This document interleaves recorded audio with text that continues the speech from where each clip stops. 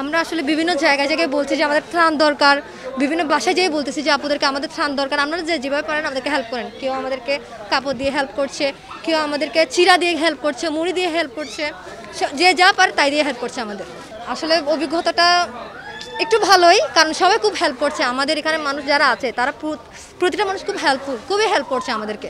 আমরা ছোট ছোট যারা বাচ্চা আছে তাদের কাপড় আলাদা করছি, যারা বড় মহিলা আছে তাদের কাপড় আলাদা করছি, আর যারা বৃদ্ধ আছে তাদের কাপড় আলাদা করছি, সাথে কাঁথা বালিশগুলো আলাদা করছি, বেডশিটগুলো আলাদা করছি। এভাবে আমরা মেয়েদের কাপড়ে বেশি পাচ্ছি সবচেয়ে, আর ছোটদের কাপড় বেশি পাচ্ছি। 2 থেকে 15 বছরের মেয়েদের কাপড় বেশি পাচ্ছি।